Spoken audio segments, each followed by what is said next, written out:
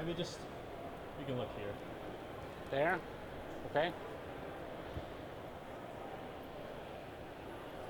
So, whenever you're ready. I started blogging and podcasting about the singularity and transhumanism about 6 years ago, and it's been an absolutely fascinating journey, one that has taken me to different kinds of places around the world to meet and talk about the future of humanity with all kinds of fascinating people and individuals. And the reason why I started doing that was because I believe that transhumanism has the capacity to pretty much change everything that we have taken for granted so far. I mean, everything that has not changed for the millennia since the beginning of history will be about to change in the next few decades. So for example, who are you if you can change your sex, race, age, color, and physical attributes at any point, at any time, and change your mind back and forth? So for example, just a couple of days ago it was Halloween, so for Halloween you might actually biomorph to be a witch or a wizard or a monster. And then for the gay parade in Toronto, for example, you can become a drag queen. For the next Olympics, you can become a Lance Armstrong. In other words, everything that we have always taken for granted as what it means to be human and what it means to be you is up for grabs, because it will be shown that it will be flexible and changing over time. So the real question then is, what does it mean to be human, and who is it really you? Who is really asking the question?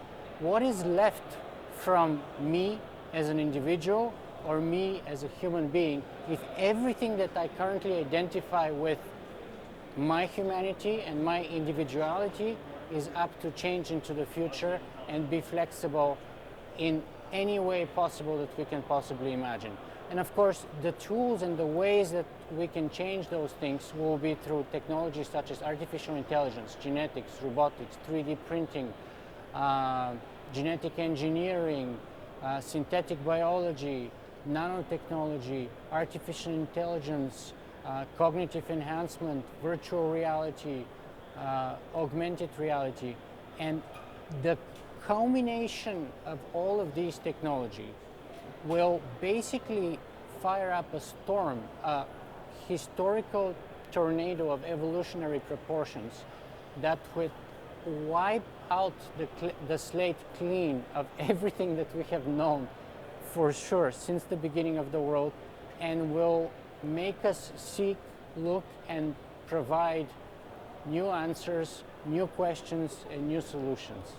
So that's why I've been doing what I've been doing for the past 6 years. That's awesome. How was that? That was really good. Is there anything like current topics that are like very timely, like right now, that are kind of like important, or something that's like very current that you've been speaking to, or is it more just overarching kind of? Well, the most important thing is ethics. One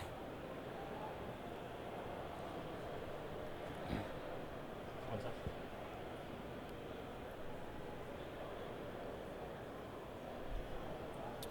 As always, the most important actually question of technology.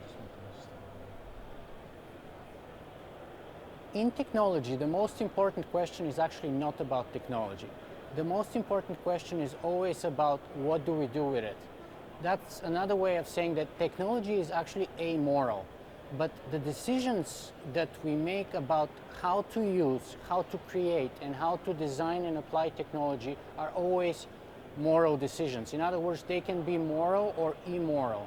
And then therefore, the question of applying technology is a question of ethics, is a question of moral decision making, which is always the backbone and the background of any kind of framework of assessment that we must present to ourselves when deciding what to do about our future. And thus, the reality is that actually, the misperception is that my blog is about technology, but that's actually not at all the case. Technology is just the context. The questions that I try to answer and try to address are always ethical questions.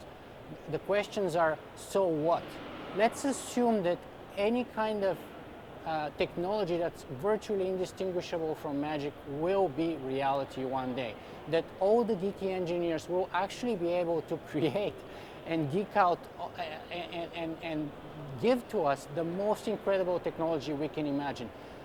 To me, the issues of getting there are engineering problems, but the bigger issues are the ones that are going to come afterwards, the ones that follow the question asking, so what?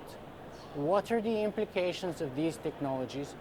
What do we do with them? Is there something that we shouldn't try to do? Is there something that we should do? Is there a price that we're going to be paid? And what would be a reasonable price to pay for what exactly in return?